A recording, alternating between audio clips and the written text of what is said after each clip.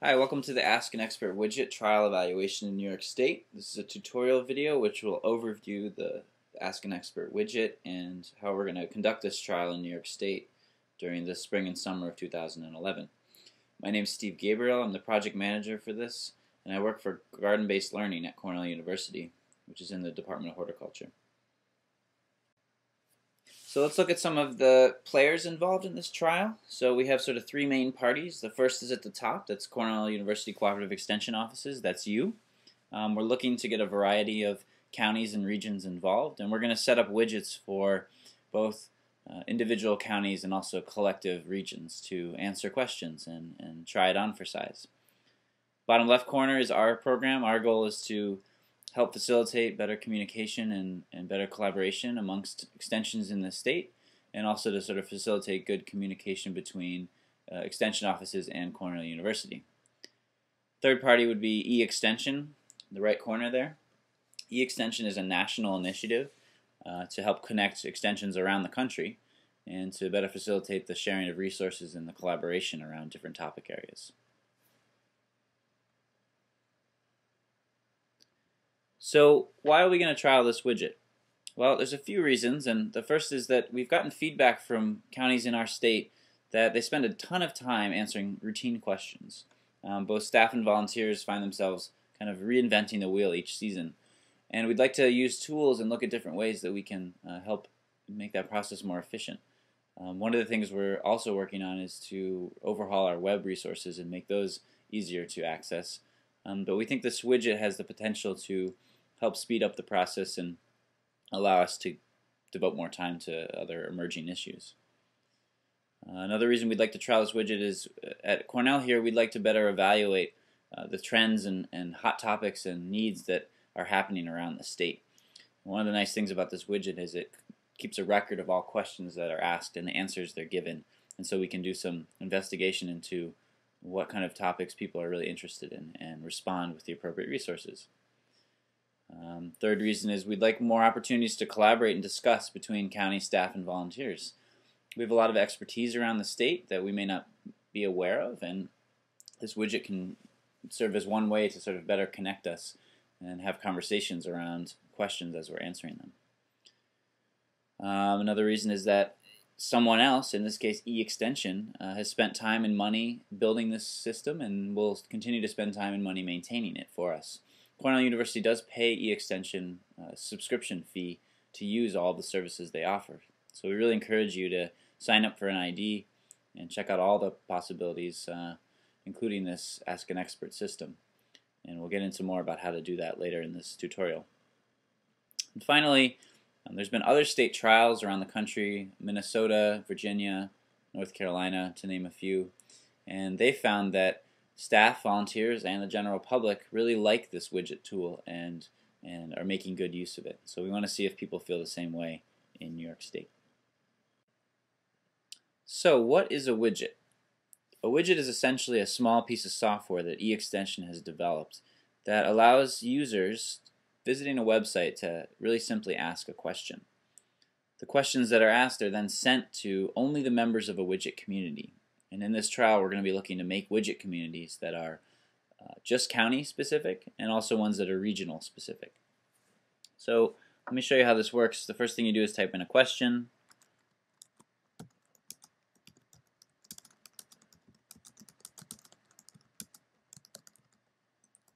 You would identify your location, state and county.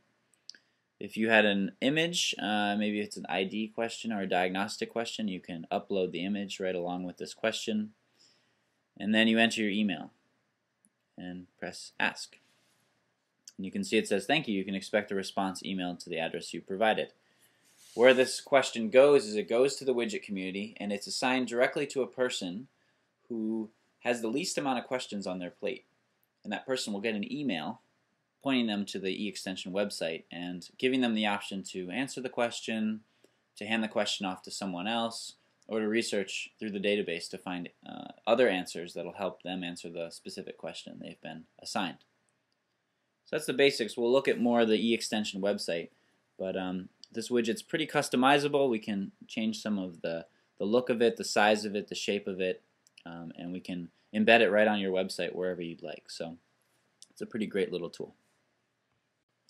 So some things to know about this widget.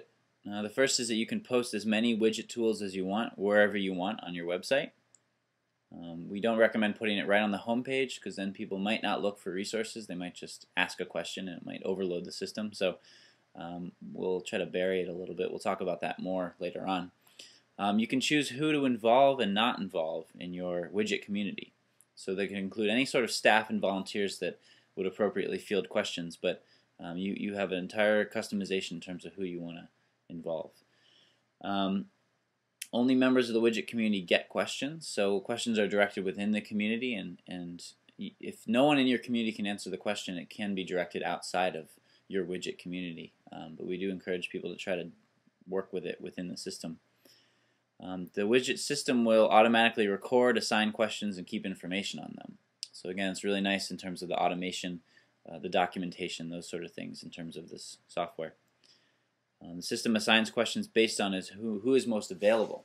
So if you have a pile of 5 or 6 questions that you're trying to answer, the system's not going to throw another question onto your pile. It's going to look for someone who has maybe 0 questions or 1 question and give them the new question to work on.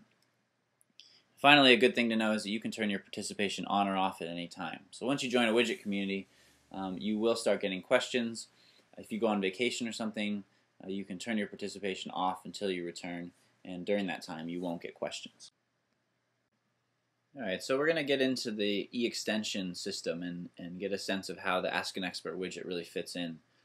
There's a lot of information here, and some of it's organized well, and I think some of it's hard to find. So I'd really encourage you to take some time to explore the system and get to know it a little bit. This is www.extension.org, and this is the main public website. This is what we would point the general public to as a resource. And it has a number of different articles and topic areas and webinars, as you can see here, upcoming events. It also has an Ask an Expert system, and this is different than the one we're talking about. This is the national system. So let's go check that out. So same kind of thing, you enter your question. In this system, it actually takes you into the database so you can look for an answer. And then if no answer is found, then it'll send it on to a pool of experts. And the experts are national. It's not a county or regional or state level. It's really national. The e-extension system will try to match you up with an expert who is in your county ideally or in your state. But if they can't find anybody, then they'll go sort of throughout the United States to look for someone to answer the question. So for your participation in the project, you can choose if you want to be a participant in the national system, which is this one, or if you just want to limit your questions to people that use the specific widget that's on your website. That's really up to you. Alright, so that's the public interface. I encourage you to explore that. And then there's sort of the private interface or the backdoor interface, which is really for extension staff, university professionals, government people, anyone that's out there doing extension type work. And this is a really nice resource for those people to research and connect and collaborate. So that web address is about.extension.org. And you don't have access to it until you sign up for an extension ID. And you can see there's a button right here that says Get Your Extension ID. So you want to go to the website and click on this button. It'll ask you if you're eligible, and basically if you have a .edu or a .gov extension on your email, you can instantly sign up for the system. So you can see my address here has .edu, so I'm ready to go. If you want to sign up a volunteer or someone that doesn't have one of those extensions, say a Gmail account or something like that, they can sign up through this exact same form. What it'll do is say that someone needs to vouch, and you'll need to, as a team leader, go in and say, yes, this person is approved to use the system. Alright, so once you're in, you'll have this toolbar above you, which has some different options, and there's some interesting features here. So one of the opportunities that I like is communities of practice, where you can sign up for different communities and have conversations and share resources and information. Alright, so there's a whole bunch of these. This is just, children and sort of child education. If we go more into the middle of the system, There's even things like aquaculture economics, and there's only one person in this community of practice right now, and that's a pretty lonely place to be in. But some of them, like the health and nutritious community of practice, has several hundred members. So you can look for communities of practice to join. There's the eXtension campus, which has a number of online educational opportunities to play on. We'll go back. There's opportunities to collaborate. There's different ways to connect with people, etc., etc. So browse all of these. There's a lot of resource here. What we're going to focus on is really this AAE, Ask an Expert, part of the system.